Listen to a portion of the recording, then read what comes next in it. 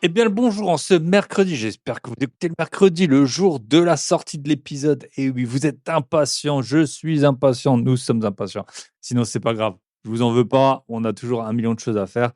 Mais en tout cas, bienvenue sur le podcast de l'immobilier de la liberté et des gros billets. Et aujourd'hui, on va parler de SCPI. C'est un sujet que je maîtrise très mal. Donc, j'ai cherché sur Internet et j'ai cherché notamment des personnes de confiance qui parlent de SCPI. Et donc, c'est comme ça que, ensuite, via leur intermédiaire, j'ai contacté Clément, fondateur de CEO et cofondateur de Louvre Invest.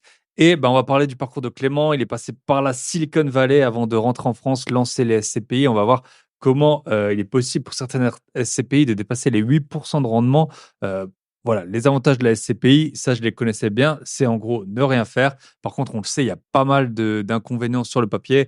Il y a des frais. Ben, Clément, justement, avec avec Louv'Invest, il permet de diminuer les frais, d'en récupérer une partie. Donc, on va parler de tout ça ensemble. Pourquoi il y a des frais, à quoi ça correspond, qui fait quoi. Donc, c'est vraiment, et notamment aussi, on va parler de la fiscalité. Il y a un peu une fiscalité étrange sur les SCPI et un moyen de fortement diminuer ses impôts si on investit dans certaines SCPI quand on est résident fiscal français. Donc, tout ça, on va le voir avec Clément. Et puis, je vous le dis en intro, vous aurez aussi un petit. Vous aurez aussi un petit lien dans la description du podcast. Si vous passez par ce lien, vous aurez 25 euros de réduction sur les SCPI. Donc, si vous passez via ce lien, vous aurez 25% de réduction. Je vous en parle également en fait, j'ai fait une petite compilation. Alors, je ne voulais pas faire un million de liens, mon lien Revolut, mon lien Airbnb, mon lien des brokers que j'utilise sur la bourse et tout ça. Mais je vous ai mis, alors pour l'instant, il n'y a que 4 liens. Si vous allez donc sur mon site grosbiais.com, www.grosbiais.com, c'est là où je centralise tout. Si vous voulez une info sur moi, si vous voulez m'écrire, si vous voulez des infos sur n'importe quel produit gratuit ou payant, vous allez sur www.grosbiais.com. Ce que je vais vous dire, c'est que sur ce site, maintenant, j'ai mis, si vous allez le menu en haut, vous verrez, il y a une rubrique bons plans. Et en fait, dans les bons plans, j'ai mis 4 partenaires qu'on a reçus sur le podcast. Donc, je ne voulais pas vous mettre des codes parrainage de quelque chose que j'ai pas reçu sur le podcast. Donc, c'est vraiment des personnes que j'ai reçues, avec qui j'ai échangé plusieurs heures. Il y en a pour qui j'utilise leur service, ou alors j'ai des membres qui ont utilisé leur service qui sont très satisfaits. Donc, vous allez, donc c'est soit vous tapez directement grosbillet.com/plan, donc PLAN, comme un bon plan. Et là, vous aurez les liens vers les 4. Sinon, bah, sur mon site, en haut, vous avez dans le menu, du coup, ben, la rubrique bon plan. Et dessus, vous pouvez cliquer dessus. Donc, sur les 4 partenaires qu'il y a, il y en a un qu'en fait, on a reçu sur le podcast privé avec qui on a fait un live. Je pense que c'est le partenaire le plus important pour les auditeurs du podcast si vous en avez besoin. Heu, c'est, hem, c'est un courtier en crédit, courtier qui comprend les investisseurs. Il a débloqué plusieurs membres du Club Invest. Il a débloqué, là, il est en train de j'ai donné son contact à une personne qui était passée sur le podcast privé, qui avait une situation assez atypique, qui était 1 an en voyage. Et le projet, il est en train de se finaliser pour un gros projet. Donc, vous avez les liens du courtier en crédit. Et si vous dites que vous venez de la part de Michel et moi, vous avez 500 euros de remise sur les frais.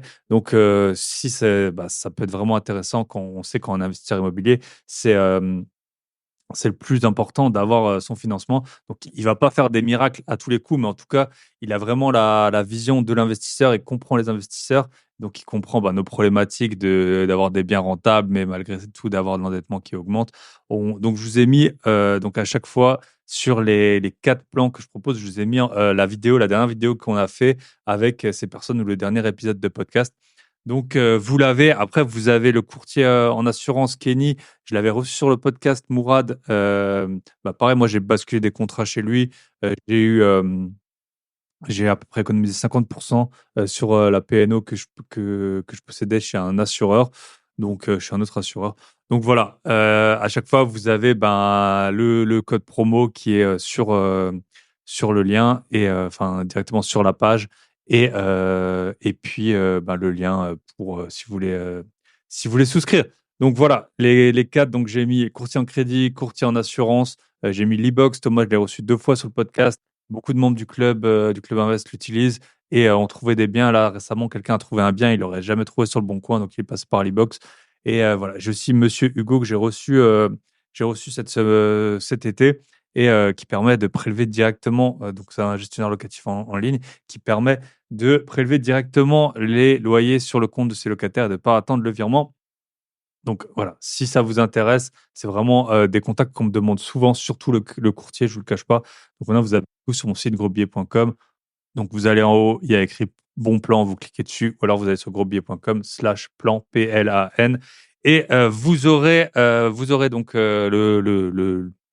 les contacts, des personnes que j'ai reçues sur le podcast et vous pourrez voir si vous le souhaitez ou revoir le podcast ou ou la vidéo YouTube qu'on a fait avec cette personne. C'est vraiment moi, vous le savez, je suis toujours dans la transparence, je demande tout, vous allez voir dans l'épisode. Forcément, Clément, bah, il a sa solution de SCPI, il va nous en parler, mais j'ai posé toutes les questions qu'on peut se poser sur les frais, pourquoi les frais, comment les biens sont achetés, qui les gère et tout ça, comment on choisit une SCPI.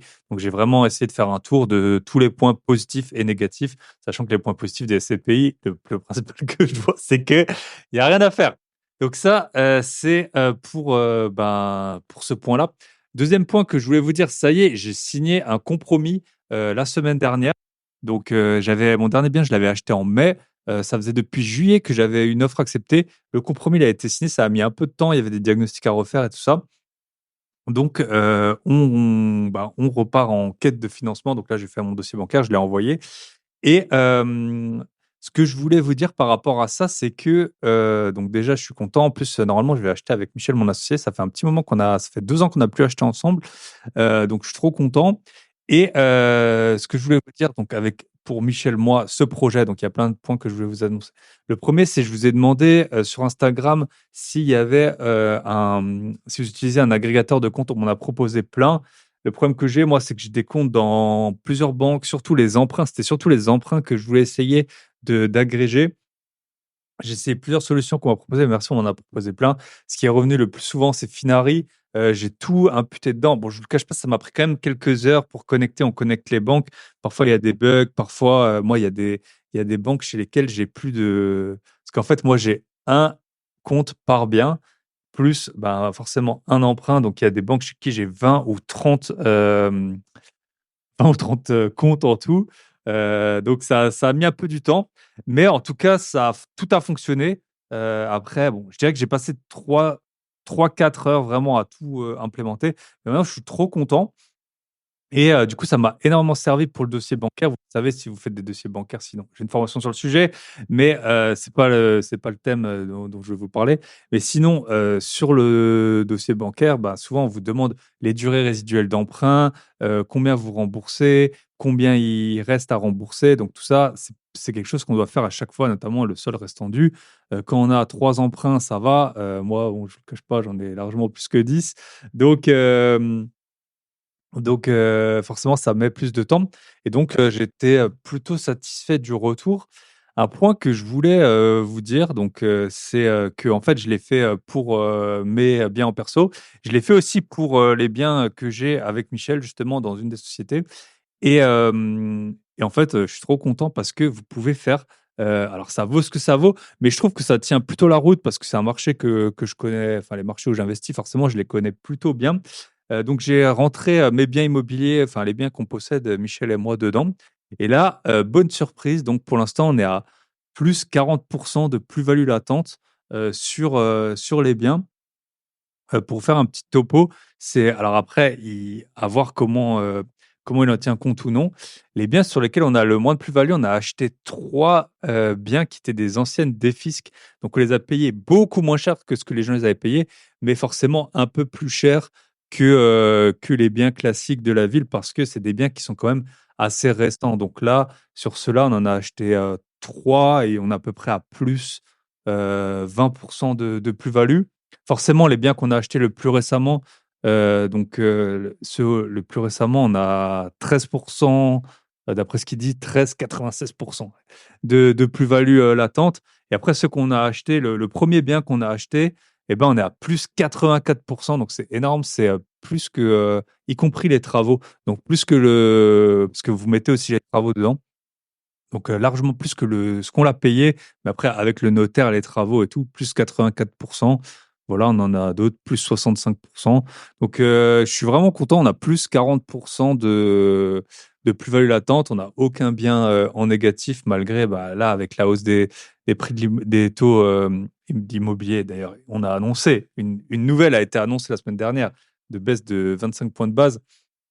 Donc tant mieux pour les investisseurs. À voir bon, à quel point ça fait aussi varier les prix, c'est toujours un peu le même dilemme. Mais en tout cas, plus 40% de plus-value latente, donc bien content, sachant qu'après, j'ai tous les biens, les autres biens que j'ai notamment en perso. Donc voilà, ça fait plaisir et puis ça m'a permis de faire rapidement le dossier bancaire. Donc ça, c'était le point, que je voulais vous dire et du coup, avec Michel, donc en plus d'avoir plus 40% et en plus, c'est des biens avec des grosses rentas, on doit avoir à peu près 10% de renta, en moyenne, je pense, sur le parc. Donc voilà, on met pas d'argent. Les emprunts, bah, il y en a plein qui sont à peu près à 20% de remboursement du capital. Bah, vous le savez sûrement, mais au début, on rembourse des intérêts, même quand il y avait les intérêts qui étaient un peu faibles, on rembourse le plus d'intérêts. Donc voilà, en moyenne, on doit être à 20% de remboursement du capital, donc on est plutôt, c'est plutôt satisfaisant. Ce que je voulais vous dire, donc c'est avec Michel, on a plusieurs projets, vous le savez sûrement si vous écoutez depuis longtemps le podcast. On a donc ce qu'on appelle le Club Invest, ça va faire depuis, fin 2021 qu'on l'a, hein, donc ça fait plus que 3, ça va faire 3 ans et en fait, tous les membres qu'on a accompagnés, donc on a plein d'avis, on a plein de membres et tout ça, on a toujours accompagné un nombre limité de personnes pour pouvoir les suivre correctement. Ils ont tous trouvé, tous ceux qui ont suivi, notre méthodologie, ils ont tous trouvé des biens. Donc il y a plus de j'avais fait les comptes, il y a longtemps, on était à 5 millions d'euros d'investis par les membres. J'avoue que j'ai plus trop fait, les comptes depuis. On a fait un épisode, il y a pas très longtemps avec, avec Kevin et Yanni. Donc, si vous l'avez pas écouté, bah, vous pouvez l'écouter. Puis, on va faire avec d'autres membres qu'on a eu. Bref, tout ça pour vous dire que, en fait, bah, on est trop content parce que tout le monde, toutes les personnes qui ont suivi notre méthodologie, ils ont trouvé des biens. Et donc, on a pensé à plusieurs choses pour la rentrée. Et en fait, on vous propose donc soit nous, on avait toujours un abonnement mensuel qu'on a toujours d'ailleurs, qu'on conserve toujours. Donc en fait, le but de l'abonnement mensuel, je trouvais que c'était très utile pour, en fait, pour obliger les membres à aller chercher, à aller visiter, tout ça parce que, bah, tous les mois, vous êtes un peu, redevable de ça. Donc on l'a toujours cet abonnement mensuel, mais on a proposé, une offre, si ça vous intéresse, où en fait, c'est une offre vous avez une offre acceptée où on vous rembourse totalement donc l'accompagnement. Donc nous, vraiment, on n'a pas, on fait vraiment des appels en one to one, on discute de vos projets. Vous avez aussi des supports de calcul, des supports de vidéos également, mais vraiment, on fait plusieurs fois par mois des échanges en one to one où on parle de vos projets. Et donc, si ça vous intéresse, donc c'est pas pour tout le monde. Je sais qu'il y a des investisseurs déjà chevronnés. Nous, on a eu des investisseurs qui avaient entre 0 et 20 lots, avec plutôt, on dirait, si je dirais la médiane serait entre 0 et 5 lots, mais on a eu aussi des plus gros investisseurs. Si ça vous intéresse, du coup, on a un forfait sur 1 an et on vous garantit qu'en 6 mois, vous avez une offre acceptée. Sinon, on vous rembourse la totalité de ce que vous avez payé. Je pense qu'il y a personne qui fait ça. En tout cas, je connais personne qui fait ça. Donc, si ça vous intéresse, bah, vous m'envoyez comme le mieux, c'est d'aller sur mon site grosbillet.com. Mais sinon, bah, vous allez directement sur le site du Club Invest. Je vous mettrai aussi le lien dans la description. Donc voilà, si vous voulez, c'est la rentrée. Moi, je pense que c'est vraiment un bon moment pour acheter de l'immobilier. La preuve, je viens de signer un compromis. Mais voilà, donc si ça vous intéresse, vous pouvez prendre un appel gratuit avec nous pour discuter de vos projets, voir si c'est faisable ou non. Il y a toujours un double check que vous nous validiez et que nous, on vous valide aussi. Il y a des personnes qui sont pas prêtes à faire les efforts nécessaires, notamment d'aller visiter. Et donc, parfois, il y en a qu'on refuse.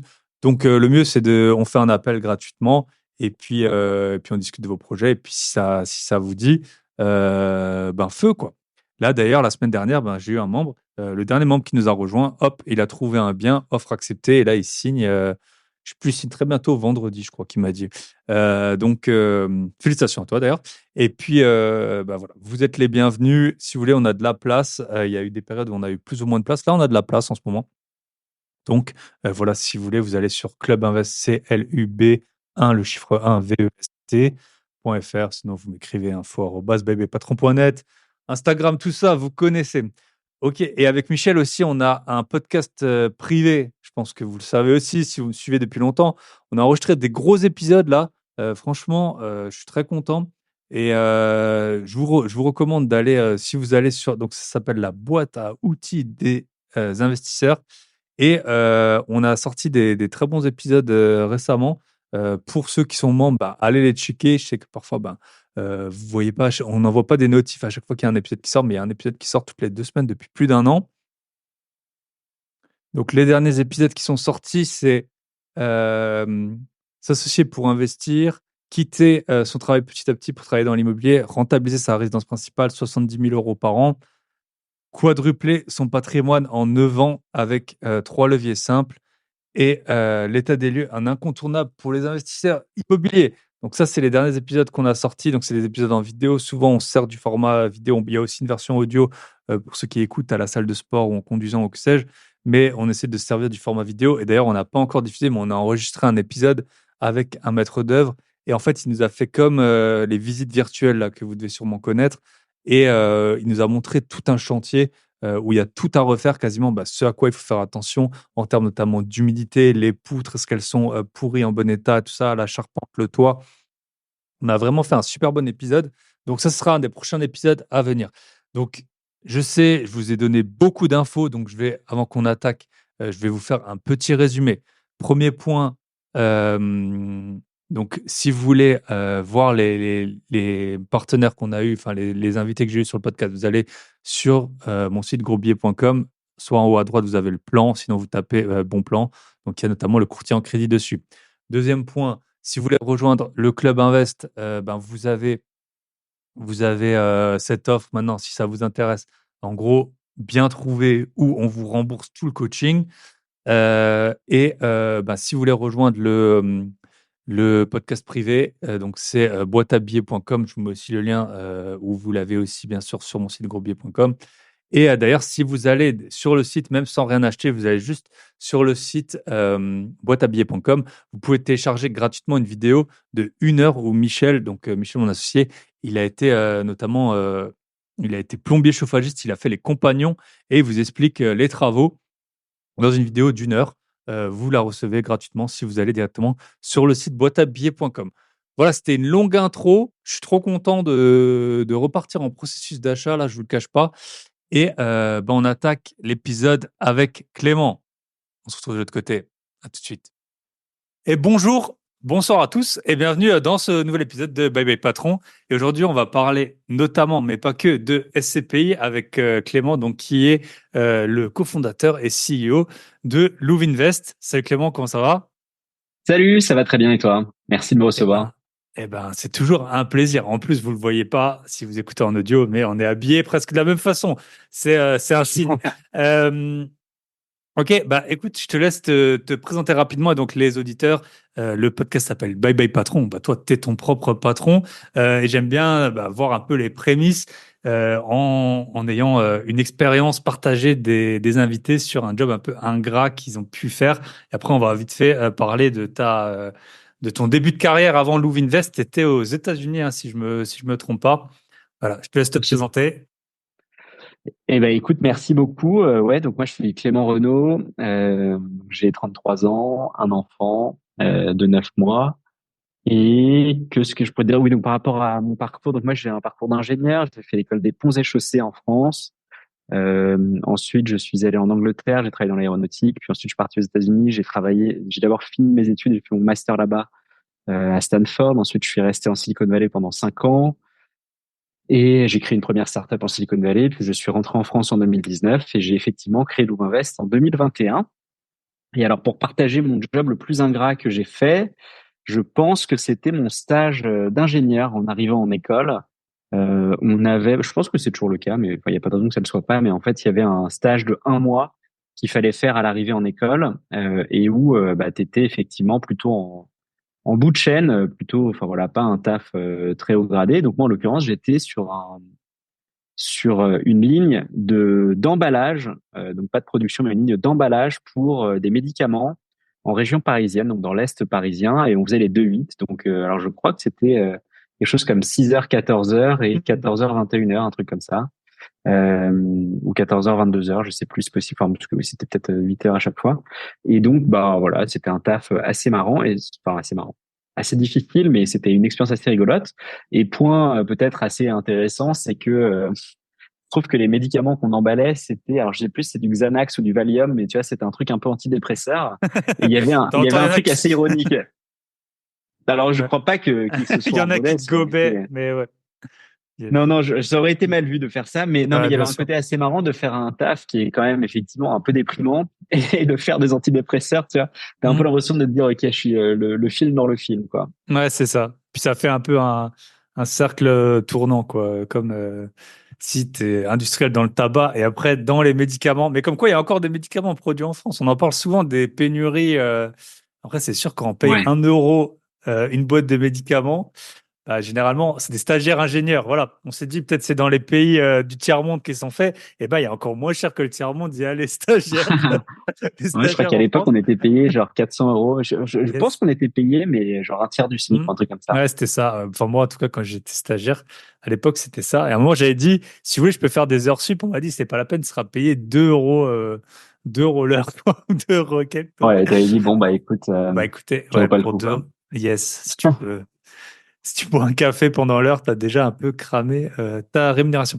Ok, donc vous êtes Louvain-Vest, on va commencer avec ça, les SCPI. Vous êtes notamment connu pour avoir des frais qui sont très bas, des frais d'entrée. On va voir un peu comment vous avez disrupté un peu le marché. Juste avant, peut-être les États-Unis, tu peux nous en parler. En fait, moi, je reviens des États-Unis et c'était la deuxième fois de l'année que j'y allais. Autant j'y étais plusieurs fois, j'avais vraiment aimé. Autant la deuxième fois, c'était vraiment la fois de trop, surtout niveau nourriture. Est-ce tu peux nous dire un peu qu'est-ce qui te manque et qu'est-ce que tu aimes bien maintenant en France? Voilà, forcément, quand on est toujours un peu, une fois qu'on habite à l'étranger, un peu tiraillé entre les bons points et les mauvais points. Si tu peux nous faire un C'est petit. clair. Petit débrief. Ouais. Alors, t'étais où, toi, aux États-Unis pour avoir de la mauvaise nourriture? Bah là, j'étais d'abord au. Alors, j'avais été au Texas où j'ai très bien mangé en mars.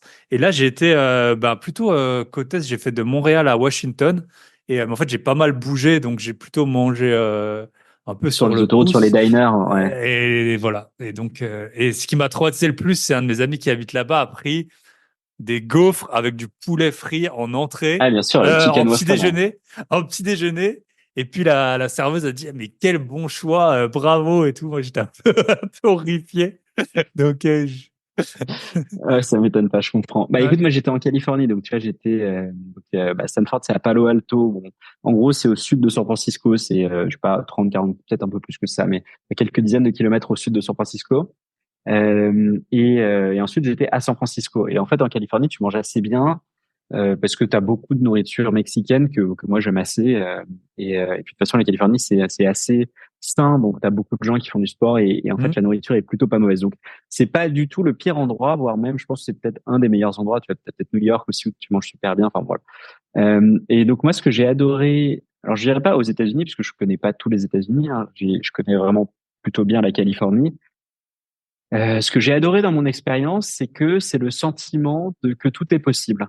Tu arrives là-bas et alors en particulier à Stanford, moi je me rappellerai toujours, tu vois, je venais d'arriver, on devait être en 2014, ouais c'est ça, septembre 2014, et Stanford venait d'annoncer qu'ils avaient fait une levée de fonds record pour un nouveau centre de d'oncologie, donc de recherche contre le cancer, et en fait ils venaient de lever 1 milliard. Et si tu veux, genre les mecs, tu te dis mais attends mais qu'est-ce que c'est que ce truc, quoi? Les gars, ils font une levée de fonds pour un centre contre le cancer et tu pourrais dire, je sais pas, ils vont lever 20 millions. Enfin, déjà, tu vois, ça paraîtrait beaucoup. En France, on dirait, Hmm.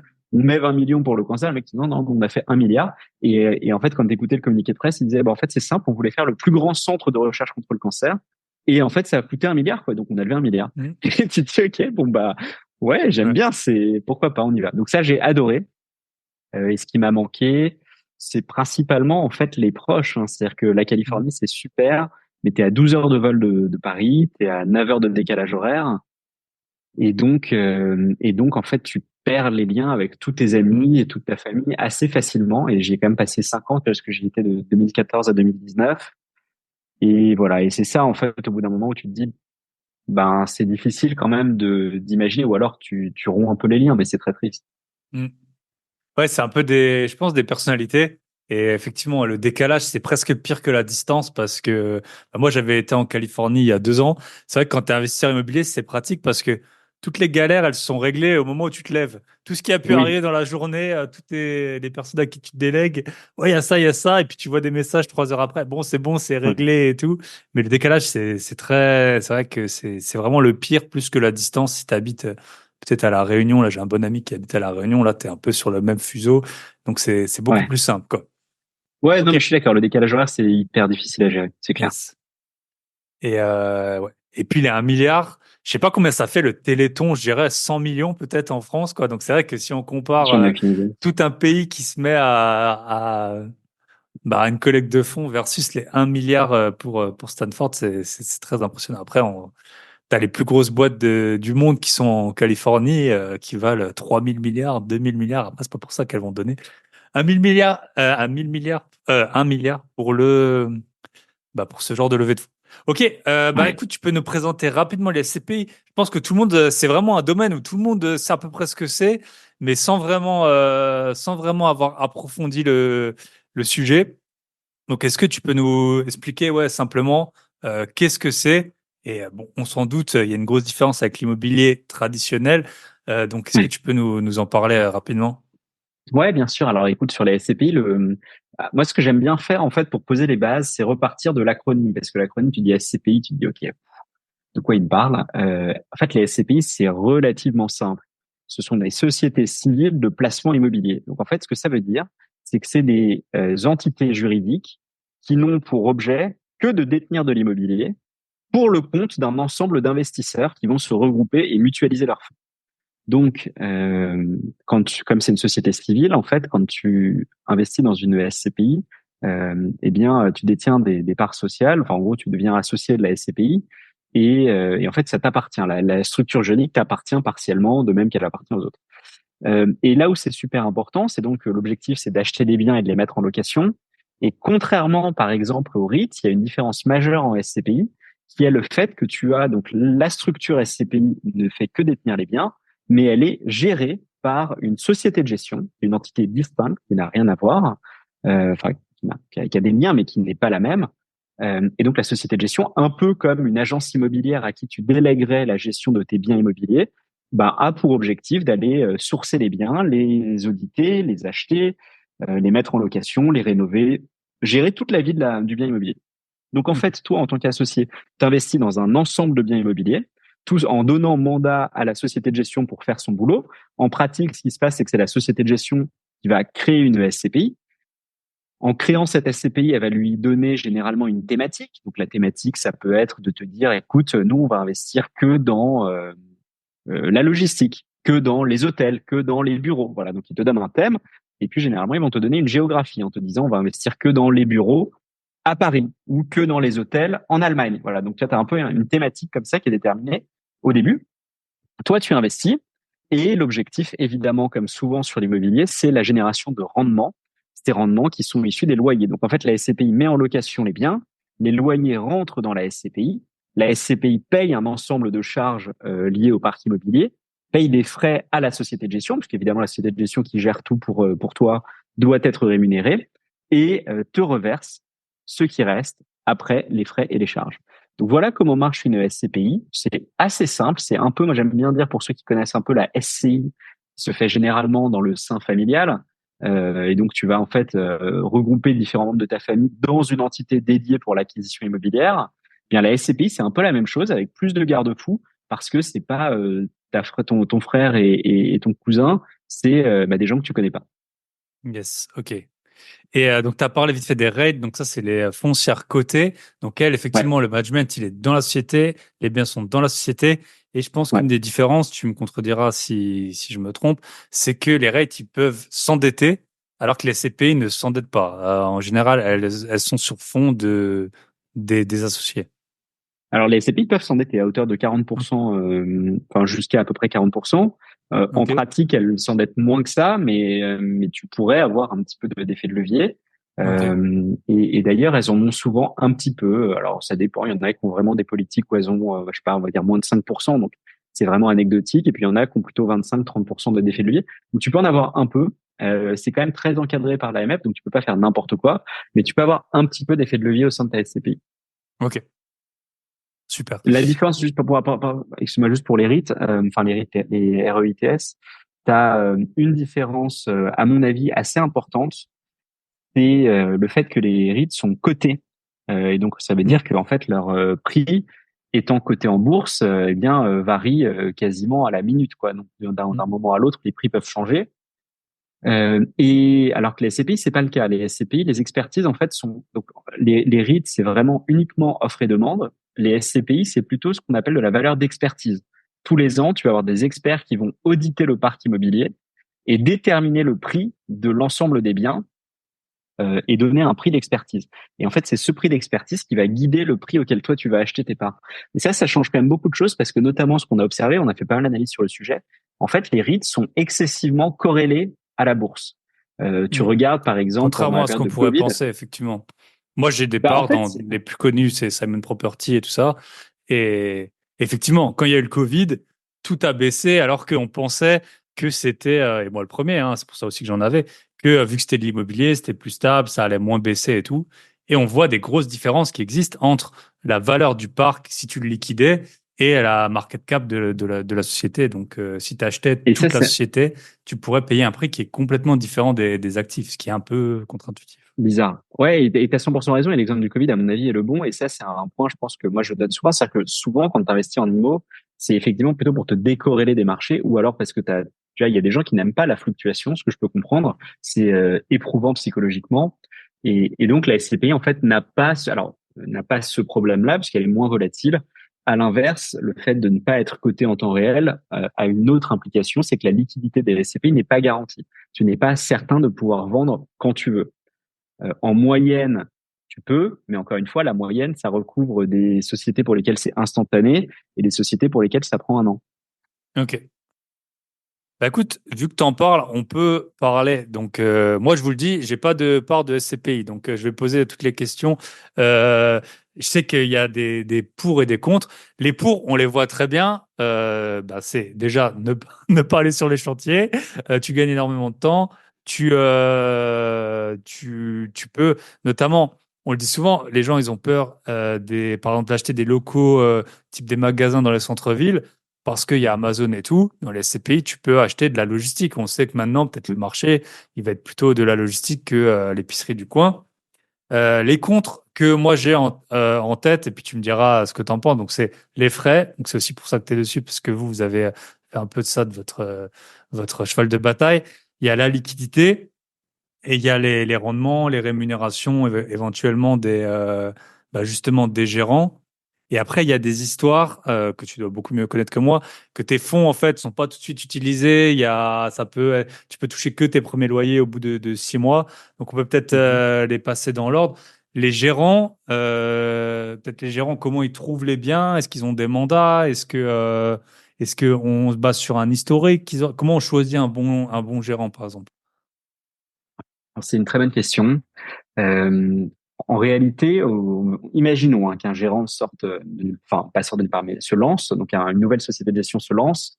La question de la qualité de la gestion est évidemment importante et enfin à part regarder le CV des gens qui ont créé la société de gestion, t'as pas beaucoup d'alternatives. Tu peux pas faire grand-chose de plus. Donc si les gens ont l'air d'avoir déjà fait ça avec succès, bah c'est évidemment plus rassurant.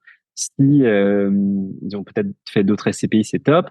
Voilà, donc ça c'est le premier moyen, mais ça nécessite du coup de se renseigner assez fortement. Après, pour une société de gestion qui existe et aurait déjà des SCPI, j'ai envie de dire, il y a un peu plus facile, c'est que tu vas juste regarder quelle est la performance historique de leur SCPI. C'est quand même un bon moyen d'avoir une idée à peu près correcte de est-ce qu'ils ont plutôt bien investi ou plutôt mal investi. Donc ça, c'est pour les SCPI qui ont quelques années de track record, donc quelques années d'historique. Donc c'est quand même la majorité. Hein. Donc tu as évidemment des sociétés qui se lancent, qui sont très jeunes, mais bon, la plupart ont quand même maintenant quelques années d'historique, donc tu peux savoir. Donc ça, moi je pense que en fait un peu le seul moyen.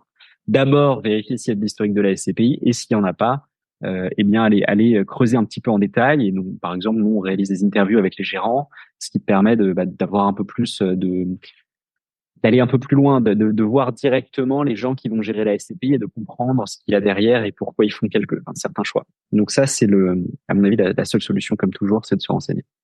Ok. Et est-ce qu'ils ont des sortes comme de cahiers des charges, ces gérants? Par exemple, bon, je suppose le secteur, ça peut être donné. Est-ce que leurs frais, ils sont fixés d'avance?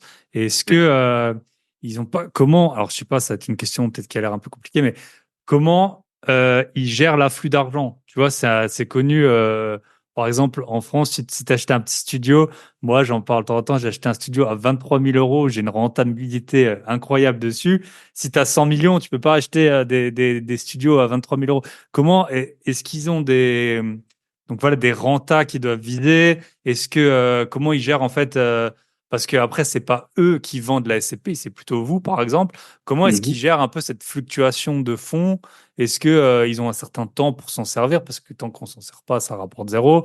Est-ce qu'il n'y a pas le risque de il y a une société qui est très connue, un rate Unibail, qui a fait un peu n'importe quoi en achetant Westfield.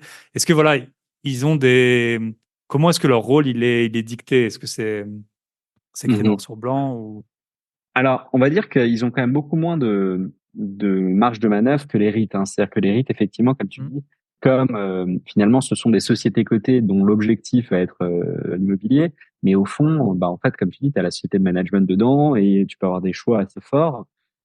En SCPI, tu peux pas avoir quelqu'un qui va arriver et changer du tout au tout la stratégie. Elle est quand même assez fixée.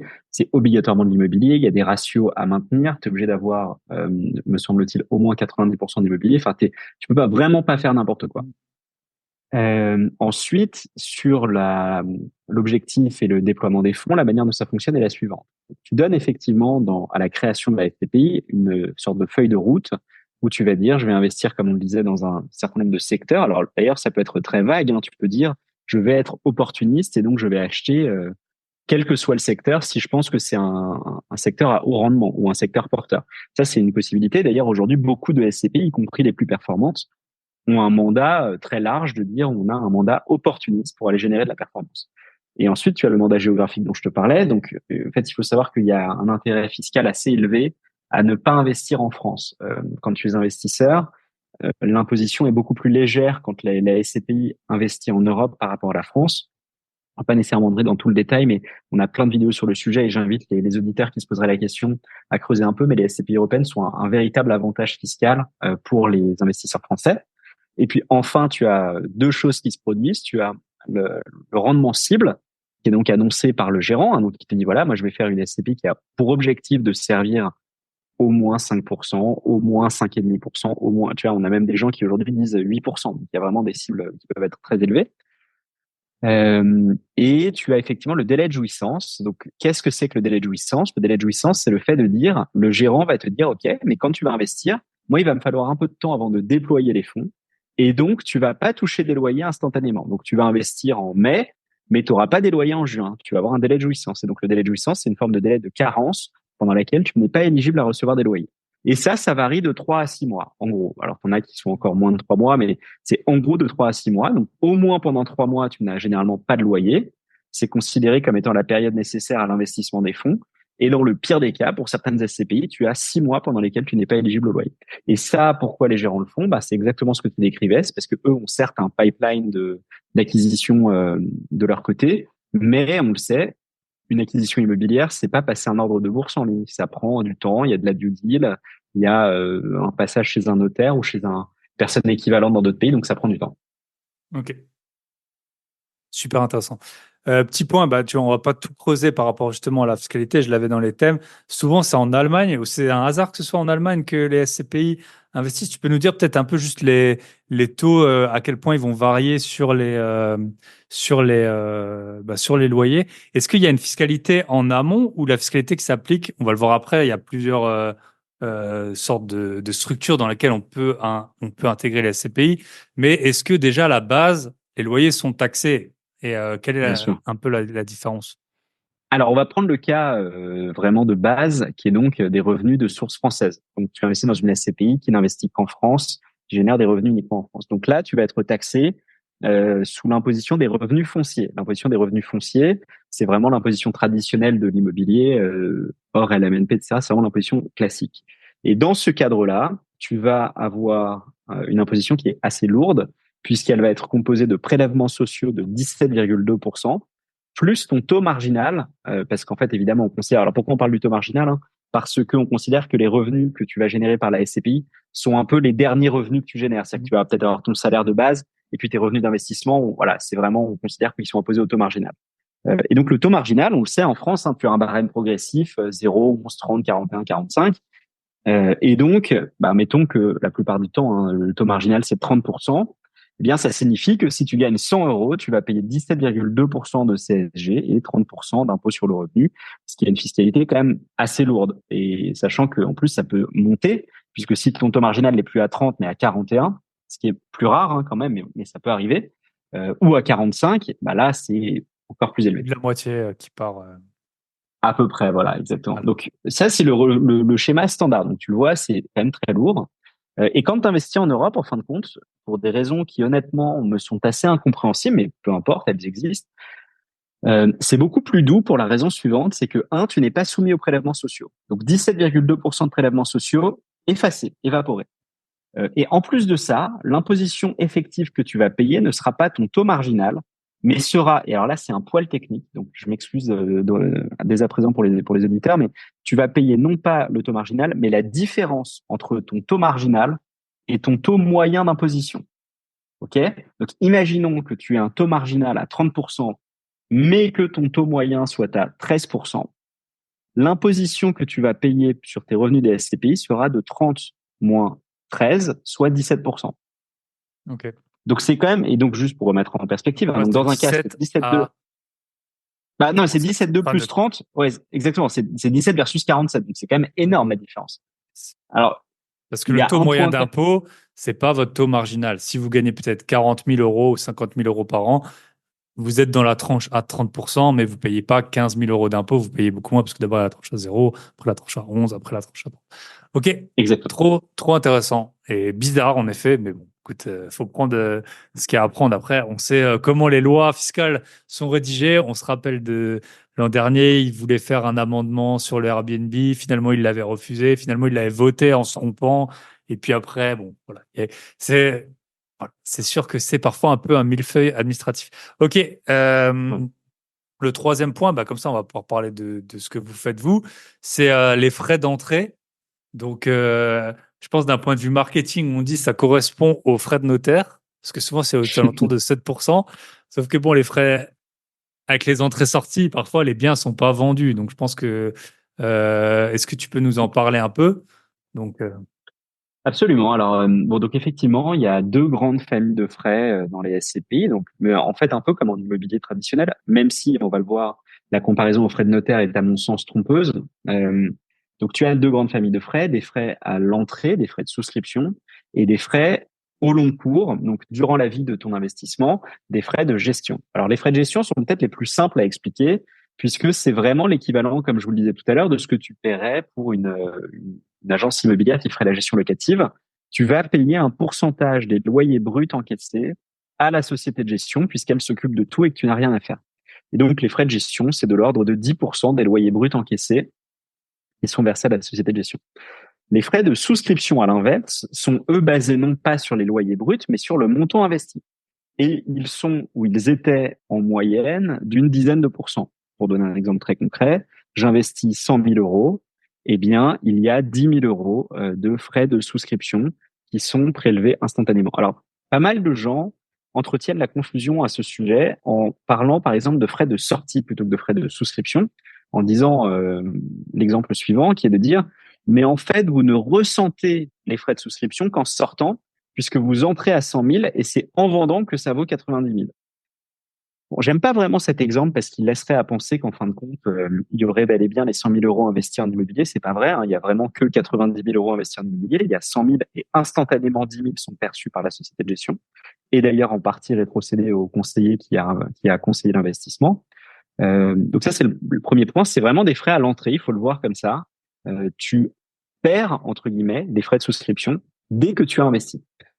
Euh, voilà. Pardon, ces excuse-moi, frais, j'ai et un du peu coup, perdu ces le fil. frais, ils correspondent à quoi? À la rémunération des intermédiaires, je pense. en partie? Principalement, ouais. Alors en fait, oui, pardon, excuse-moi, ta question c'était sur les frais de notaire.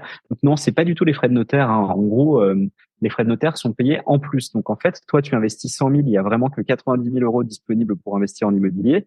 Et en fait, sur ces 90 000 euros, il faudra payer les frais de notaire. Donc c'est pas comme s'il y avait 7% qui partaient à l'État, c'est pas le cas.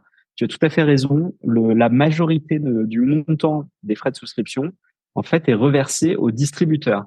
Donc il faut comprendre, pour prendre un exemple que tout le monde comprendra, tu peux avoir je sais pas, on va dire un agriculteur, voilà, il fait des tomates, et donc c'est le producteur, et puis tu as Carrefour, c'est le distributeur, et donc bah en fait on le sait, Carrefour prend une marge, et puis le producteur prend une marge aussi, normalement. Et donc, dans le cas des SCPI, c'est un peu pareil. Tu as la société de gestion qu'on va appeler le producteur. Dans ce cas-là, c'est eux qui créent la SCPI. Et puis, le distributeur, ça peut être un conseiller en gestion de patrimoine local, ça peut être une plateforme comme Louvainvest, ça peut être ton banquier. Ça, voilà, il y a plein de distributeurs potentiels. Et donc, effectivement, la majeure partie des 10% de frais de souscription sont reversés au distributeur pour rémunérer le fait qu'il ait conseillé à son client d'investir dans ce produit. Ok. Et tu peux nous dire du coup les frais à combien ils s'élèvent en général et vous, ben vous avez vous communiquez beaucoup dessus parce que vous avez des frais qui sont plus bas et aussi il y a une partie Mmh. cashback si je dis pas de bêtises. Est-ce que tu peux nous faire la comparaison et nous dire bah, comment on les réduit notamment en passant sur mon podcast. Je suppose, enfin en tout cas en communiquant de façon différente, tu peux nous expliquer un petit peu. Bien sûr. Donc effectivement, donc là, la moyenne des frais de souscription dans SCPI, il faut comprendre que voilà, c'est autour de 10%. Tu as certaines SCPI qui ont un peu jeté un pavé dans la mare en disant non, nous on va faire des frais de souscription à 0%. Donc on a quelques-unes, Novaxianeo, Hirokozen, Remake Live, UPK, et puis d'autres qui ont fait des schémas un peu hybrides, Epsilon 360, Sophie Dynamics, qui elles ont des frais faibles, enfin plus faibles, mais pas zéro. Alors un positionnement un peu entre deux. Donc, donc voilà, tu as des gens qui réduisent les frais directement au sein même du produit, et puis tu as des gens comme nous qui réduisons les frais en disant, écoutez, en moyenne, tu vois, il faut imaginer qu'un conseiller en gestion de patrimoine qui va recommander une SCPI va gagner à peu près, alors c'est voilà, en moyenne 6%. Donc il vend 100 euros de SCPI, il va gagner 6 euros. Et nous, ce qu'on a dit depuis le début, c'est de dire, bah nous, en fait, on va faire une plateforme en ligne, donc, on va automatiser énormément des processus opérationnels. Et donc, on devrait être capable de réduire les frais puisqu'on est plus efficace. Et donc, ce qu'on fait, c'est qu'on dit, bah, en gros, quand nous, on touche 6, on rend 3 au client. Et donc, le client a donc ce qu'on appelle, nous, le cashback, qui est en fait une sorte de décote sur les frais de souscription et va payer moins cher les frais de souscription. Ok. Parce que vous estimez que vous passez moins de temps qu'un CGP qui irait de client en client pour parler avec. Bah, en fait, faut comparer ça, tu vois, un peu avec une sorte de vendeur en ligne. C'est-à-dire que si Hmm, tu vends des objets en ligne, bah, normalement, déjà, tu atteins une masse critique, hein. Tu vois, nous, hmm. on fait quand même beaucoup de volumétrie. Cette année, on va faire à peu près 110, 115 millions d'euros de collecte. Donc, en fait, on est capable de gérer des flux énormes. Et par définition, quand tu gères des flux énormes, normalement, tu es capable d'avoir un peu des économies d'échelle parce que bah, tu traites de manière plus efficace. Donc, nous, c'est principalement grâce à l'outil informatique, mais on est capable de traiter de manière plus efficace. Donc, on considère que, effectivement, moi, je comprends tout à fait, et pour le coup, c'est important de le dire, hein, je pense que le travail d'un CGP n'est pas nécessairement le même que le travail de Lou Invest. Et ça prend beaucoup plus de temps. Un CGP va accompagner son client peut-être sur plusieurs semaines, va ensuite faire des dossiers à la main, ce qui peut être très long, très coûteux, là où nous, tout ça est automatisé. Ok. Et du coup, les clients, ils payent les frais, ensuite vous leur rendez. C'est comme ça que ça fonctionne? Ouais, alors ça, c'est un peu, parfois un peu compliqué à comprendre, mais on n'a pas le choix parce que, en fait, tu peux pas baisser le prix de la part.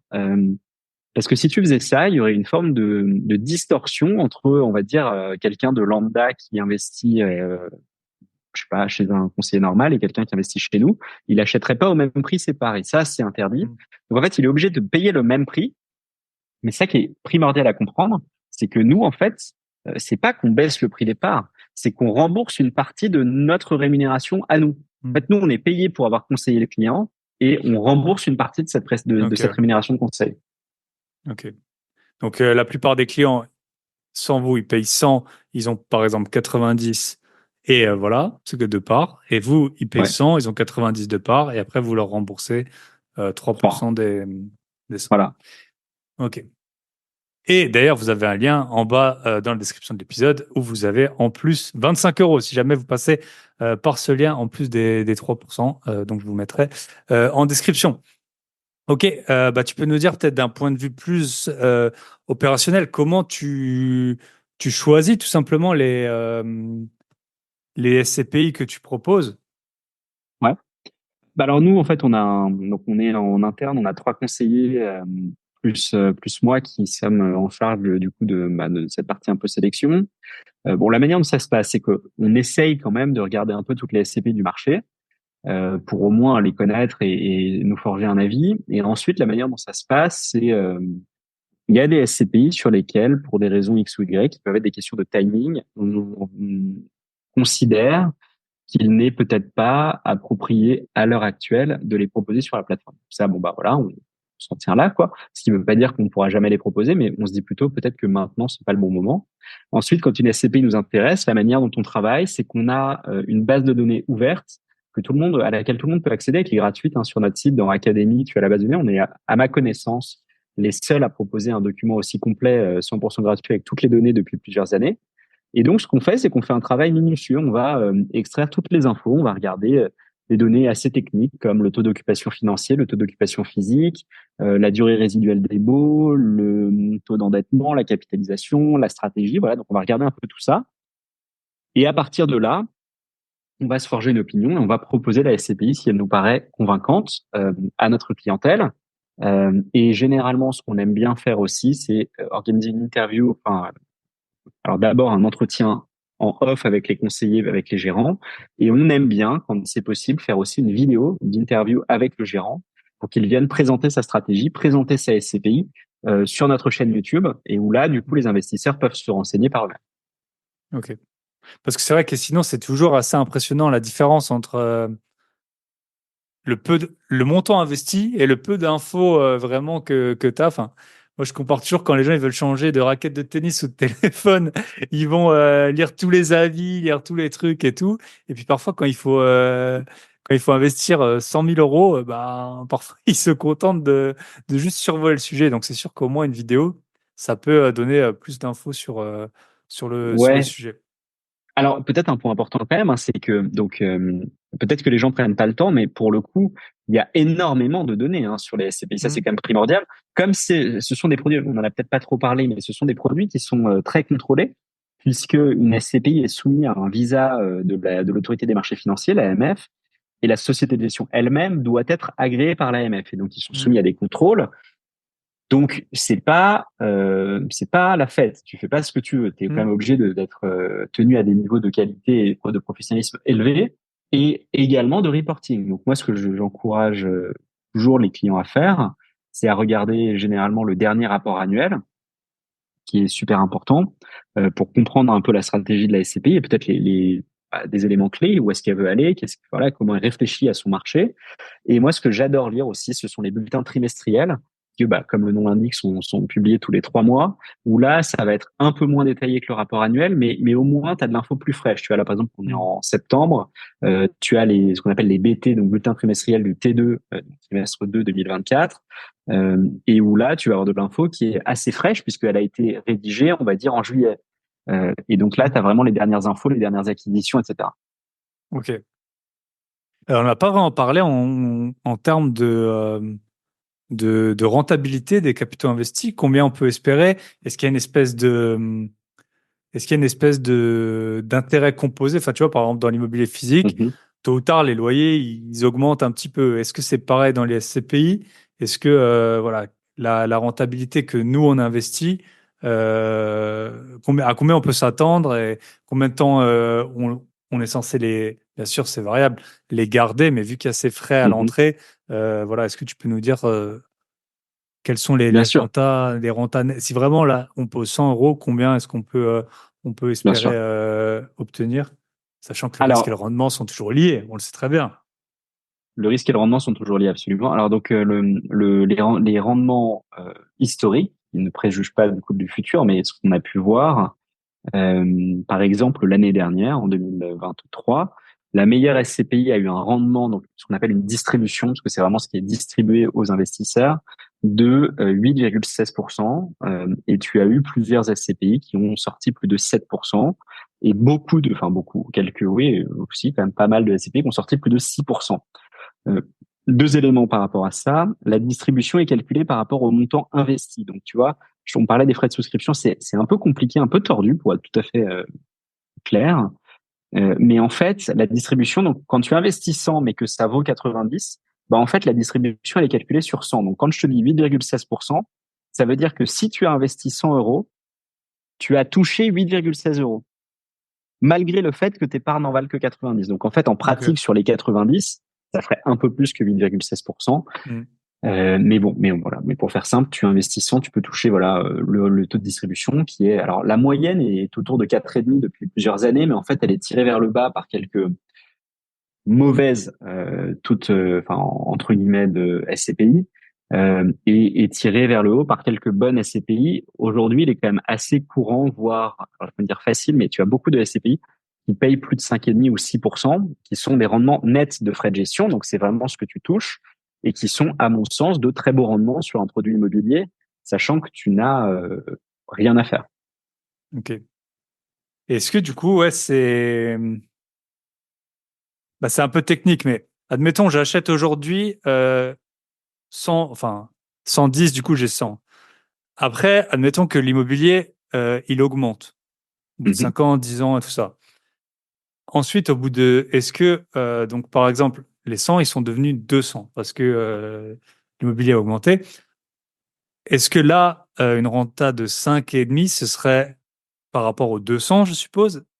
Et Oui. donc, nous, on aurait une espèce de renta à 10% à ce moment-là, ou c'est comme Par ça que ça rapport aux se capitaux passe? investis initialement, ouais, en Voilà. fait, la réponse c'est exactement celle-ci, c'est-à-dire que tu as deux mécanismes à garder en tête. Le premier, c'est donc le fait que, comme je te le disais, que tous les ans tu as une valeur d'expertise. Donc, comme tu le dis, si l'immobilier était dans un cycle très haussier, ce qui n'a encore une fois pas été le cas les deux trois dernières années, enfin les deux Hmm. dernières années. Mais imaginons que j'en sais rien, voilà, la BCE commence à baisser les taux, c'est la deuxième fois, ça va, on se dit que les prix de l'immobilier vont monter, c'est possible. Euh, eh bien, dans ce cas, tous les ans, la valeur d'expertise va être refaite. Et si la valeur d'expertise indique une hausse de la valeur des biens, eh bien, à un moment, le prix de la part sera mécaniquement obligé de monter, puisque ton prix de part ne peut pas dévier de plus de 10% de la valeur d'expertise. Je te donne un exemple. Si ta valeur d'expertise est à 100 euros, ton prix de part n'a pas le droit d'être en dessous de 90 euros et n'a pas le droit d'être au-dessus de 110 euros. Donc, ce que ça veut dire, c'est que tu fais une petite bande de plus ou moins 10% dans laquelle la société de gestion peut décider de se positionner, mais elle ne peut pas être très au-dessus, elle ne peut pas être très en dessous. Et si jamais la valeur d'expertise bouge suffisamment pour faire sortir le prix de part de cette bande, le prix de part est obligatoirement réévalué pour se repositionner dans cette bande. Ok. Et question qui peut sembler idiote, mais on ne sait jamais. Est-ce que le prix de la part, c'est le même à l'achat et à la vente? Est-ce que si moi je veux sortir, je sors au même prix que les personnes de l'année rentrent? Alors, oui, moduler les frais de souscription. C'est-à-dire qu'en fait, Ok, le prix de retrait, c'est le prix d'achat moins les frais de souscription. ok, ok. Et en fait, la rentabilité totale de l'investissement, on le connaît qu'une fois qu'on sait bah, combien on a vendu forcément les parts. Absolument. Ok. Et les rentas, elles sont nettes de forcément de travaux, de Net de réinvestissement, charges, net de frais. voilà. Absolument. Ok. Ok. Un point, donc il y a deux points encore que je voudrais qu'on aborde. Après, on fera une toute petite dernière partie sur un peu ton aventure entrepreneuriale. C'est l'emprunt. Bah, nous, en général, on fait Ouais. de l'immobilier grâce à l'emprunt. Euh, Qu'est-ce qui est possible? Est-ce que c'est possible avec vous? Est-ce qu'il faut... je sais que parfois des banques donnent des emprunts à condition qu'on achète des SCPI précises. Mhm. Qu'est-ce que tu en penses de ça? Quelles sont en fait les possibilités par rapport à ça? Alors, tu peux absolument emprunter pour investir en SCPI. Tu as, comme tu l'indiques, deux choix, on va dire, classiques. Le premier, c'est d'aller voir ta banque historique.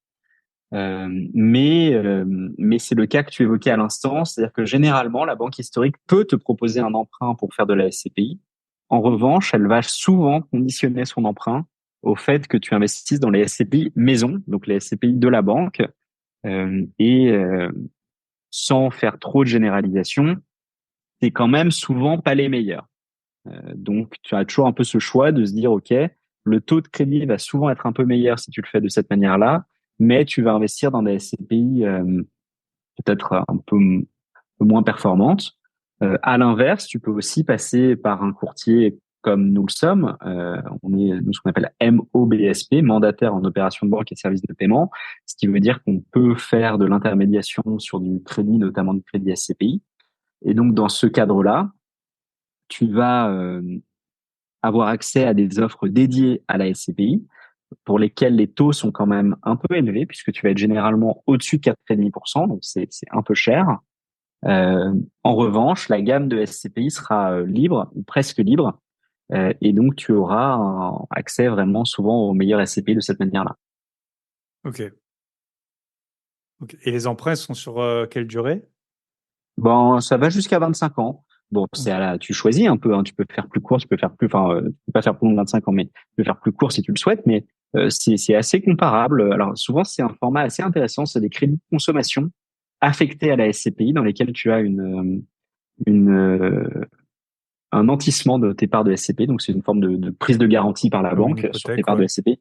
Voilà, comme une hypothèque, mais sur les parts de SCPI. Donc, tu dois les nantir. Bon, tout ça se fait, enfin, je veux dire, on sait le faire, hein. On en fait plusieurs, je pense presque dizaines aujourd'hui par mois de crédit, donc c'est assez facile. Mais je te le disais, les taux, je préfère ne pas mentir, hein, parce qu'on a souvent des appels de clients qui nous disent je suis intéressé par le crédit, puis dès qu'on leur dit les taux sautent au plafond. Il faut compter sur entre 4,5 et 5, je dirais aujourd'hui. Ça a plutôt vocation à baisser en ce moment, donc ça peut et ça baisse toutes les quelques semaines, bon parfois toutes les 2 semaines, parfois tous les mois. Euh, mais c'est un peu plus cher. Ça reste intéressant parce que les TRI sont bons et que tu as des SCPI qui peuvent avoir des rendements très élevés, mais c'est un peu cher. Yes. Parce que s'il y a 4,5 de moyenne et 4,5 d'emprunt, là, c'est sûr que l'intérêt, il Alors, il s'annule. n'y a pas d'intérêt dans ce cas-là. Non, mais en revanche, c'est Mm. plutôt les cas qu'on voit, c'est plutôt t'empruntes, allez, on va dire 4,8, mais t'investis sur des SCPI qui ont une assez bonne chance de faire plus que 6,5 pendant les Mm. quelques prochaines années. Et ou si en plus, comme tu le rappelais, pour peu que tu aies un tout petit peu de tendance haussière, bah, ça devient super intéressant. Ok. Ok. Et le deuxième point, c'est la fiscalité. Je sais qu'il y a des personnes qui arrivent qui les mettent soit dans des assurances vie, soit dans des SCI à l'IS, si je dis pas de Mm. bêtises. Euh, Qu'est-ce que ça change concrètement? Est-ce que l'assurance vie, ça vient pas rajouter encore des frais? Enfin, c'est quoi un peu le cas courant d'un de tes clients? Est-ce qu'il investit en nom propre? Est-ce qu'il utilise un peu ces mécanismes? Est-ce que tu peux Alors moi, j'ai m'expliquer? un biais très fort puisque on ne fait pas de propositions assurantielles sur la SCPI de notre côté. On fait que ce qu'on Ok. appelle des SCPI en direct. Donc, c'est-à-dire que le client achète à son compte des SCPI dont il devient propriétaire. En revanche, ça existe, tu as tout à fait raison, de faire ça en unité de compte, donc via un contrat d'assurance vie. Euh, bon, comme je viens de le dire, donc nous, on ne le propose pas. La manière dont ça fonctionne, c'est que c'est comme une unité de compte, on va dire, classique. Ça vient se loger dans ton contrat d'assurance vie. Il y a effectivement des frais supplémentaires par rapport à la détention en direct, mais les avantages, on va dire en contrepartie, sont le fait que, eh bien, tu bénéficies du régime fiscal de l'assurance vie qui est assez avantageux ou qui peut être assez avantageux à partir de 8 ans de détention. Et puis, tu as également un autre aspect, c'est que l'assureur généralement garantit la liquidité des parts. Donc ça, c'est quand même pas négligeable. Tu n'es pas propriétaire toi des parts, l'assureur est propriétaire des parts. Toi, tu détiens un contrat en fait entre l'assureur et toi qui te garantit un pourcentage des loyers, mais l'assureur te garantit la liquidité. Donc ça, c'est quand même assez sympa, je dois le reconnaître. Nous, c'est vrai qu'on le fait pas trop parce que bon, tu as quand même moins de liberté. Dans ce cas-là, évidemment, il n'y a pas de crédit évidemment sur l'assurance vie. Tu peux pas faire un crédit et acheter en assurance vie. Oui, en assurance vie. Tu peux pas non plus faire des montages. En tout cas, tu bénéficies un peu moins de montages comme des SCPI européennes. Tu n'as pas l'option de faire de la nue propriété, qui est un montage hyper intéressant. Bon, on n'aura peut-être pas l'occasion de l'aborder, mais ça vaut carrément le coup si tu as une tranche marginale d'imposition élevée hein, et que tu n'as pas besoin de revenus. Le montage nue propriété est assez incroyable. Aujourd'hui, sur des montages, sur certaines SCPI, on atteint 5,92% de TRI net de frais, net d'impôts. Donc c'est quand même assez fou. Donc voilà, donc ça comme c'est pas possible non plus en assurance vie. Enfin voilà, il y a un ensemble de choses pas Il y a pas possibles en mal de assurance vie. complications. Ok. Nue propriété, en général, on achète la nue propriété, tu me contredis, avec une grosse décote par rapport à si on l'achetait en totalité. Et Ouais, après, 10 ans après, 7 ans après, en fait, on récupère la totalité sans impôt. Donc, quelque chose qui vaudrait 100, on peut exactement. l'acheter 60. Et au bout de 7 ans, on l'a en entier. C'est comme des obligations zéro coupon pour ceux qui connaissent. C'est un peu le même système. Et Ouais. donc, ça permet, voilà. Ça permet aux gens déjà riches de rester riches. C'est un peu ça. Donc, de Vous, la devenir encore plèbe plus qui avez riche, c'est ça. besoin de quelques loyers pour payer votre investissement, c'est différent. Mais oui, c'est un très bon point quand on a déjà du cash. OK. Ouais. Voilà, donc il y a Euh, quelques limitations, mais tu vois, par exemple, pareil, tu peux pas les mettre en SCI à l'IS, tu vois. Bon, en fait, il y a plein de montages assez sympas. La SCPI, c'est rigolo parce que c'est à la fois très simple dans sa version basique, mais ça s'accommode d'énormément de cas pour de la transmission, tu vois, du démembrement viager qui est super intéressant pour de la transmission. Tu peux avoir de la SCI à l'IS aussi qui peut être très intéressant pour de l'optimisation fiscale et de la capitalisation. Tu peux avoir de la SCI à l'IR ou à l'IS selon les cas, plutôt dans un cadre de transmission familiale. En fait, il y a beaucoup de variabilité et ouais, de versatilité, en fait, à ce produit que je trouve assez intéressant. OK. OK, bah, top, très intéressant. Et bah, je pense qu'on a fait un bon tour alors, tac. Peut-être j'ai un petit point sur, je sais pas si tu as un avis, mais tu sais, il y a eu pas mal de tokenisation de biens immobiliers. On en a pas mal parlé par rapport bah, à la blockchain et tout. Euh, est-ce que tu as un avis là-dessus? Parce qu'au final, c'est un peu le même principe, entre guillemets, où on découpe un bien immobilier en plusieurs parts. Est-ce que tu as, je sais pas si tu t'es déjà intéressé au sujet, si tu as un avis dessus.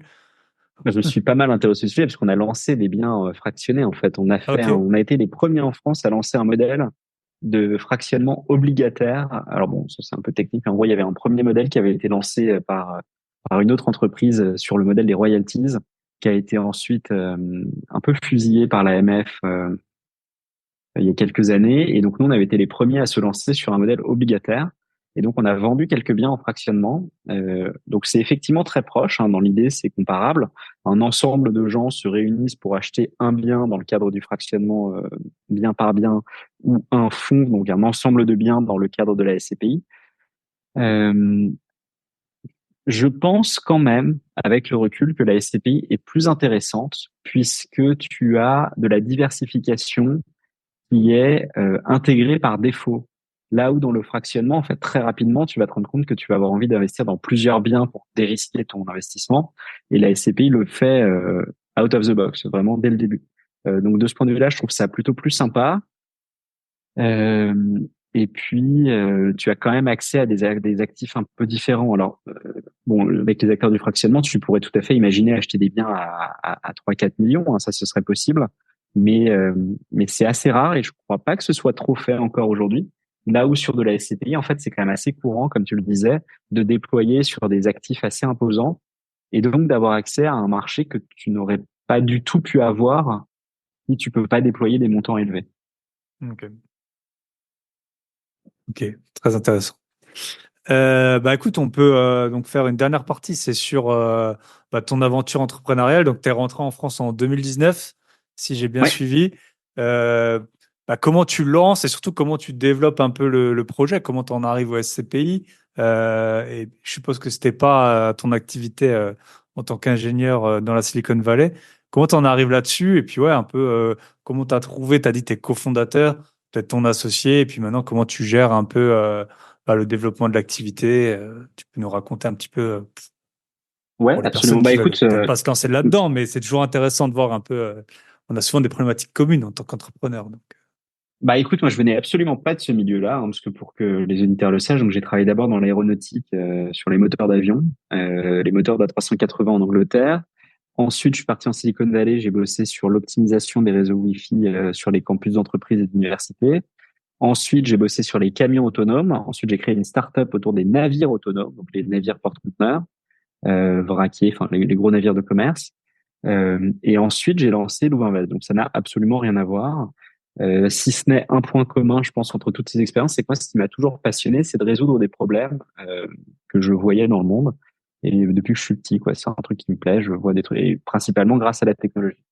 Et donc le sujet sur l'immobilier, c'est qu'en rentrant des États-Unis, j'avais fait en fait quand j'étais aux États-Unis des acquisitions immobilières en investissement locatif. J'en avais fait deux, une à Paris et une à Cabourg en Normandie. Et donc je voulais continuer en fait en rentrant en France. Donc je suis allé voir ma banque et puis je leur ai dit bah écoutez voilà j'aimerais bien faire un troisième investissement. Et puis là j'étais freelance à ce moment-là. Et donc la banque m'a dit hors de question vous êtes freelance, on vous fait pas confiance. Donc je leur ai dit bah c'est pas très sympa quand même parce que j'ai déjà fait deux. Enfin ça paye, j'ai jamais eu de retard de loyer. Enfin tu sais, ils avaient quand même à cette époque-là ils avaient 4-5 ans de recul quoi. C'était pas Mhm. j'étais pas voilà je sortais pas non plus totalement de nulle part. Euh, et puis ce problème-là, en fait, m'a un peu fait cogiter en me disant, mais quand même, c'est bizarre, c'est un peu arriéré comme mentalité. Et en plus de ça, ça veut dire que finalement, l'immobilier, bah, tout le monde ne peut pas le faire, quoi. C'est même en Mhm. ayant fait peut-être des bonnes études ou en ayant des bons revenus, tu peux pas le faire. Et en gros, là, à ce moment-là, j'ai commencé à cogiter pas mal. J'en ai parlé avec mon associé Théophile qui bossait en plutôt lui finance de marché. Il était en crédit structuré chez AXA Investment Managers, donc un gros fonds. Et puis on s'est dit, ok, bah, il faudrait trouver un moyen de rendre l'immobilier plus simple, plus accessible. Et donc là, on a creusé plein d'idées au début. En fait, dès le début, on est parti plutôt sur le fractionnement. On voulait faire des biens fractionnés, puis on s'est rendu compte que c'était peut-être pas la bonne porte d'entrée. On a switché, on a découvert les SCPI, on s'est dit, ok, les SCPI, c'est super intéressant. Et le problème qu'on a vu sur le marché des SCPI, c'était double. C'était un, les canaux de distribution sont quand même un petit peu limités, c'est-à-dire que c'est que des conservations de patrimoine ou des banquiers. Donc quelqu'un comme moi, tu vois, qui revient de la Silicon Valley, j'avais plutôt envie de faire ça sur mon téléphone, de faire ça sur mon ordi, pas de faire ça facilement. Impossible à faire. Et en parallèle de ça, donc non seulement tu n'as pas de canal digital pour le faire, et en plus tu payes des frais hyper élevés. Donc voilà, donc ça c'est un peu le combo des deux éléments. Et donc on s'est dit, ok, peut-on faire un canal digital à frais réduits? Et on s'est rendu compte qu'on pouvait, donc on l'a fait. Et c'est comme ça qu'on a lancé Louvainvest. Ok. Et peut-être tu peux nous en parler, en plus de donc, les frais, on en a déjà parlé, mais c'est quoi la digitalisation que vous avez apportée dans dans le process? Bah, pour schématiser, en fait, avant qu'on existe, pour faire un investissement SCPI, on t'envoyait un PDF de 12 pages qui s'appelle un bilan patrimonial. Une fois que tu avais fait ton bilan patrimonial, qu'il fallait que tu remplisses, hein, évidemment, c'est un formulaire à remplir. Une fois que tu avais fait ça, tu avais 1 heure, 2 heures, 3 heures d'entretien avec un CGP. Mais même si tu arrivais et que tu savais déjà ce dans quoi tu voulais investir, tu vois, étais un peu bloqué Mhm. par un parcours fixe. Et puis après, eh bien, il t'envoyait des PDF, alors soit qu'il remplissait à la main lui-même, soit pour lequel il avait une assistante, soit que toi, tu remplissais à la main toi-même parce que tu voulais le faire tout seul. Et tout ça, c'était quand même pas mal de boulot. Et sachant que les bulletins dont je te parle, c'est un par SCPI. Parce que ça, c'est un point important. Généralement, quand tu investis, je sais pas, imaginons que tu investis 50 000 euros, bah, il est pas rare que sur 50 000 euros, tu investisses dans 3 SCPI différentes pour te diversifier au sein des Mhm. SCPI. Donc, tu avais 3 fois des bulletins de 3, 4, 5 pages à remplir pour chacune SCPI. Donc, c'est quand même assez lourd. Et donc, nous, qu'est-ce qu'on a fait? Ben, ce qu'on a fait, c'est qu'on a créé donc, d'abord une plateforme en ligne sur laquelle tu peux voir toutes les informations des différents produits. Et après, en plus de cette plateforme en ligne, on a créé donc toute l'automatisation qui derrière fait qu'une fois que tu as rempli ton profil, tu peux signer instantanément la plupart de tes bulletins de souscription. Je dis la plupart parce qu'on a toujours des cas un peu particuliers. Si par exemple tu fais ça pour un enfant mineur, enfin bon, quelques cas un peu Mhm. particuliers qui nécessitent de le faire un peu différemment, mais un cas standard normalement se fait tout de bout en bout en ligne. Et donc en pratique, une fois que tu as rempli ton profil, bah, souscrire ça prend exactement 45 secondes. C'est hyper rapide. Là où avant ça prenait une semaine. Ok. Ouais. Ouais, c'est comme un Et, petit peu. C'est pas encore l'appli de bourse où tu achètes en direct, mais voilà, ça ressemble un peu à ça. bah, en fait, en pratique, la raison pour laquelle je dis 45 secondes, c'est juste parce qu'il y a 3 écrans dans lesquels tu dois dire je confirme. Enfin, mais pour le coup, c'est le principe, c'est exactement le même que l'appli de bourse en ligne où tu passes un Ok. ordre. Ok. Et après, l'argent, il fait il passe de l'investisseur à la SCPI ou il passe par vous? Alors ça, c'est un point super important. Il passe jamais chez nous l'argent. D'ailleurs, parce que Hmm. ça, c'est strictement interdit pour nous de recevoir l'argent des clients. Donc, s'il vous plaît, ne m'envoyez jamais votre argent parce que ce serait pas bien. Vous pouvez me l'envoyer à Et ce moi, qui vous est, inquiétez pas. voilà, bon, ça, je te laisse voir avec tes auditeurs. Mais non, donc ça, c'est strictement interdit. Et ce qui est du coup un gros élément de réassurance aussi, c'est-à-dire que au fond, tu peux dire, OK, bon, Clément, il a l'air sympa, mais je le connais pas vraiment. Bah, tu vas jamais envoyer 100 000 euros chez moi. Tu vas envoyer 100 000 euros directement sur le compte de la SCPI, qui, je le rappelle, est un véhicule visé par l'AMF. Enfin, tu vois, t'as une banque dépositaire derrière. Enfin, c'est pas du tout sur un produit, enfin, personne va partir avec ton argent, quoi. Ouais. Et surtout pas nous, puisque nous, on l'aura jamais eu. Ok. Ok. Et dernier point, comment peut-être tu peux nous raconter le recrutement? Comment tu as recruté un peu tes premiers salariés? Parce que c'est un secteur qui est un peu spécifique aussi. Donc, qu'est-ce que tu cherchais, peut-être les premiers profils et comment on les valide à ce Bah, alors, moment-là? c'est super intéressant. Nous, en gros, les premiers profils, ça a été trois personnes différentes. Ils se reconnaîtront s'ils écoutent le podcast. Saucen, Louis et Guillaume. Donc Guillaume, qui est donc développeur. Donc bah, lui, c'est un profil développeur, j'ai envie de dire classique, pas, mais voilà, c'est un profil de développeur full stack, ce qu'on appelle full stack. Donc il est capable de faire du front-end, donc plutôt du développement web côté client, et du back-end, donc plutôt côté serveur. Donc voilà, donc lui par exemple, il avait fait l'école 42 que peut-être certains des auditeurs connaissent, qui est une école de développement fondée par Xavier Niel. Et puis il avait bossé pendant plusieurs années, donc voilà, une expérience assez importante. Donc voilà, donc on cherchait un profil assez, pour le coup, il fallait quelqu'un avec de l'expérience. Sur ce profil-là, on a choisi quelqu'un qui savait faire le job et qui est venu et qui l'a fait et qui nous a aidé à créer l'application web. Ensuite, les deux autres profils, ça a été des cas assez rigolos parce qu'on a plutôt, je dirais, recruté sur le talent que sur l'expérience, dans le sens où on a recruté deux personnes, donc Saucen, qui venait d'un monde qui n'avait rien à voir, qui est aujourd'hui responsable des opérations et qui était, elle, avant, en charge d'opérations, mais dans des métiers qui n'avaient rien à voir, donc dans la formation et dans la chirurgie esthétique. Et Louis, qui lui avait créé une startup, et donc lui qui était plutôt sur un profil marketing commercial. Mais les deux, en fait, nous ont démontré une telle envie pendant les entretiens on a préféré choisir des gens dont le drive et l'envie étaient hyper fortes à des experts. Hmm. Parce que vous, votre but, c'était un peu de disrupter aussi. Donc, tu peux pas prendre quelqu'un qui a 30 ans d'expérience dans les SCPI pour, bah, Pour pour changer tout, quoi. C'est un peu plus changer compliqué. tout. Ok. Yes. Bah, écoute, je pense qu'on a fait un bon tour. Donc, si on veut te retrouver ou si on veut aller voir votre site, c'est Louvre Invest. Peut-être tu peux épeler .com. pour. Donc, c'est. Ouais, bien sûr. C'est bah, Louve, comme une louve, Louve, invest, invest.com. Et puis sinon, vous pouvez nous retrouver également sur YouTube. Pareil, vous tapez juste Louve Invest ou sur LinkedIn. Moi, je m'appelle Clément Renaud. Vous devriez me trouver, même si c'est un nom relativement commun. Voilà, on a également des pages Insta, Twitter, mais qui sont peut-être un poil moins actifs. C'est plutôt YouTube sur lequel on diffuse pas mal de contenu. Et notre site, Yes. évidemment, on a une communauté, un forum sur lesquels les gens peuvent échanger. Super. Et je vous rappelle, vous avez 25 euros si vous passez par le lien directement que je mettrai en dessous de l'épisode. Bah, Clément, déjà félicitations parce que bah, plus de 100 millions levés 5 ans après un retour en France, c'est pas tout le monde qui a fait ça. Et puis Alors non, c'est beaucoup plus que ça, parce qu'en fait, on s'est lancé du coup il y a 3 ans et 100 demi, millions on est à lors 220. cette année, Cette c'est année, ça? ouais, on est à 220 millions d'euros collectés en tout depuis le début. Et ouais, si cette année, on fera plus de 110 normalement. Bah, félicitations. Je te souhaite bah, tout le meilleur et puis des CPI qui performent et puis à très bientôt. Bye bye. Merci. Au revoir.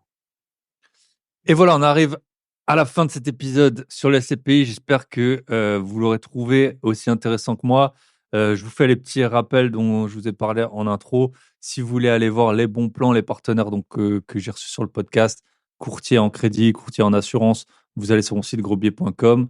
Si vous voulez rejoindre le podcast privé dont je vous ai parlé en intro, ben, c'est boîteabier.com. Et si vous voulez qu'on vous aide à avoir trouvé un bien rentable, satisfait ou remboursé, eh ben, vous allez sur le site du Club Invest, vous avez le lien dans la description, ou alors vous allez sur mon site. Pour rappel, pour ceux qui... je vous fais une petite outro, tiens, je n'ai jamais fait une outro comme ça. J'avais fait une petite annonce sur la remise en forme, là, que je veux être dans la meilleure shape de ma vie pour le début de l'année prochaine. Bon, j'ai déjà bien commencé, hein, mais c'est bon, on est 6 là. Il y a 5 personnes qui m'ont écrit. Donc, je suis trop content. On va faire ça un petit challenge tous ensemble.